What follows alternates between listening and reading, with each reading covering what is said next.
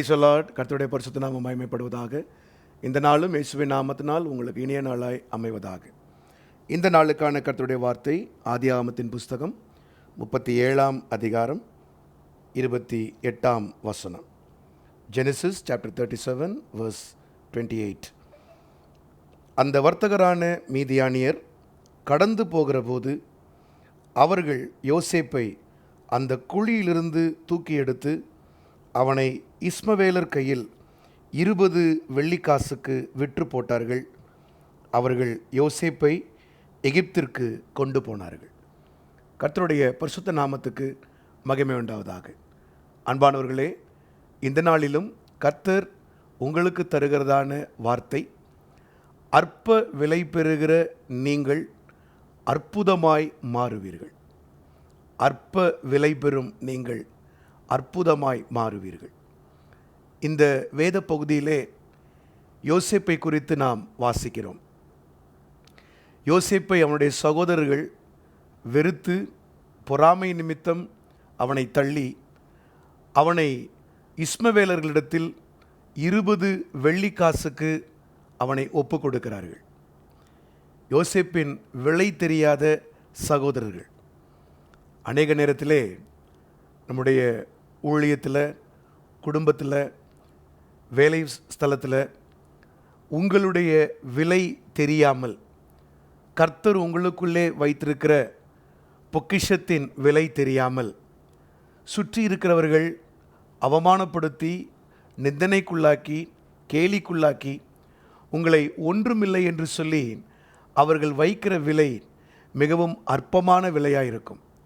அந்த நேரத்தில் உங்களுக்கு கூட யோசனை வரும், நான் ஏன் இவ்வளவு அற்பமாக எண்ணப்படுகிறேன், ஏன் சக மனிதர்கள் என்னை இப்படி செய்கிறார்கள் என்று சொல்லி நீங்கள் யோசிக்க தோணும். ஆனால் கர்த்தர் உங்களுக்கு கொடுக்கிற வார்த்தை, இன்று நீங்கள் அற்பமான விலை உள்ளவர்களாய் சுற்றி இருக்கிறவர்களால் நியமிக்கப்படலாம். ஆனால் ஒரு நேரம் வரும், ஒரு காலம் வரும், கர்த்தர் உங்களை அற்புதமாய் உயர்த்தும் போது உங்கள் விலை பெரிதாக இருக்கும். யோசேப்புக்கு அவர்கள் நியமித்த விலை 20 வெள்ளிக்காசு தான். அது மிகவும் அற்பமான விலை. அவங்க மதிக்கவே இல்லை. அவன் ஒளிஞ்சா போதுன்னு சொல்லி அவன் மீது இருந்த வன்மத்தை இவர்கள் கக்கினார்கள். ஆனால் நடந்தது என்ன? யோசேப்பு எகிப்திற்கு போய் அங்கே அதிபதியாய் உட்காரும் பொழுது யோசேப்பினுடைய விலை மதிக்க முடியாத விலையாய் மாறுகிறது.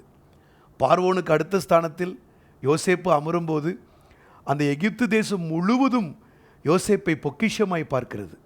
ஏன்? இந்த சகோதரர்களே யோசேப்பை வேண்டாம் என்று சொல்லி 20 வெள்ளிக்காசு நியமித்தார்களே, இவர்களுடைய சாக்குகளிலே யோசேப்பு பணம் போடுகிறார். அதை வைத்துதான் அவர்கள் 2வது முறை தானியம் கொள்ள வரும்பொழுது அவர்கள் வாங்குகிறார்கள். யோசேப்பினால் போஷிக்கப்பட போகிறவர்கள் ஆரம்பத்தில் யோசேப்பை அற்பமாக எண்ணினார்கள். ஆம் பிரியமானவர்களே, இந்த காலவேளையில் நீங்கள் அற்பமாக எண்ணப்படுறீங்க, உங்களை அவமானப்படுத்துகிறாங்க, நிந்தனைக்குள்ளாக்குறாங்க, கேலிக்குள்ளாக்குறாங்கன்னு சொல்லி சோர்ந்து போய் உட்காராதீங்க. இன்று அல்ல உங்களுடைய நாள், இனி வரப்போகிற நாட்கள் உங்களுடைய நாட்களாய் கர்த்தர் வைப்பார். இந்த அற்பமானதை கர்த்தர் அற்புதமாய் மாற்றுவார். ஏன்? இயேசு கிறிஸ்துவுக்கும் இதேதான் செய்தார்கள். அவரை சொந்த ஜனங்கள், பந்து ஜனங்கள் 30 வெள்ளிக்காசுக்கு அவரை மதித்தார்கள். 30 வெள்ளிக்காசுக்கு. அவர் யார்? பிதாவினுடைய செல்ல பிள்ளை, பிதாவினுடைய ஒரே பேரான குமாரன், நம்மை மீட்கும்படியாய் இந்த உலகத்திற்கு வந்தவர், தன்னையே பலியாய் ஒப்பு கொடுத்தவர். அவருக்கு சொந்த ஜனங்கள் வைத்தது 30 வெள்ளிக்காசு. ஆனால் அப்படி அற்பமாய் அவ்வளோ சீப்பாக எண்ணப்பட்ட இயேசுவை எல்லா நாமத்துக்கும் மேலாக எல்லா நாவுகளும் அறிக்கையிடும்படியாய், எல்லா முழங்காலும் முடங்கும்படியாய் ஒரு மேலான நாமத்தை பிதா அவருக்கு கொடுத்து இன்றைக்கு ராஜாதி ராஜாவாய், சர்வத்தையும் ஆளுகிறவராய், பாதாளத்தை ஆளுகிறவராய், மரணத்தை ஆளுகிறவராய் இன்றைக்கு அவர் பிதாவின் வலது பரிசத்தில் ஒரு அற்புதமானவராய் அவர் உட்கார்ந்திருக்கிறார். அதே தேவன் யோசேப்பை உயர்த்தினவர், பிதாவாகிய தேவன் கிறிஸ்துவை உயர்த்தினவர், உங்களையும் அற்புதமாய் உயர்த்துவார். மகிழ்ச்சி கொள்ளுங்கள், தைரியப்படுங்கள். துன்பப்படும் பொழுது இயேசுவின் நாமத்தில் சகித்து கொள்ளுங்கள். சீக்கிரத்திலே அற்பமான நீங்கள் அற்புதமாய் மாறுவீர்கள். ஜெபிப்போமா? பிதாவே, இந்த காலை வேளையில் உடைய சமூகத்தில் எங்களை ஒப்புக் கொடுக்கிறோம். யாரெல்லாம் சோர்ந்து போய் இந்த நாளிலும் நான் அற்பமாய் எண்ணப்படுகிறேனே, என்னை சுற்றி இருக்கிறவர்கள் என்னை ஒரு பொருட்டாக கூட மதிக்கலையே, என்னை இவ்வளவு கேவலமாக நடத்துகிறாங்களே, அது வேலை ஸ்தலமோ ஊழியமோ குடும்பமோ யாராகிலும் எங்கெல்லாம் இப்படி அற்பமாய் எண்ணப்பட்டு தவிக்கிறார்களோ, ஆண்டவரே, நீர் கொடுத்த இந்த ரேமாவினால் அவருடைய ஆத்துமா உயிர்ப்பிக்கப்படுவதாக. அற்பமான இவர்களை நீர் அற்புதமாய் மாற்றப்போகிற அந்த நாளுக்காய் ஸ்தோத்திரம், ஸ்தோத்திரம், ஸ்தோத்திரம். அதை பிடித்து கொண்டு மகிழ்ச்சியோடு இந்த நாளை தொடங்க உடைய பிள்ளைகளுக்கு கர்த்தர் உதவி செய்வீராக. துதி, கனம், மகிமை யாவற்றையும் உமக்கே நாங்கள் செலுத்துகிறோம். இயேசுவின் நாமத்தில் கேட்டுக்கொள்ளுகிறோம் நல்ல பிதாவே. அமேன், அமேன், அமேன். God bless you. கர்த்தர் உங்களை ஆசீர்வதிப்பாராக.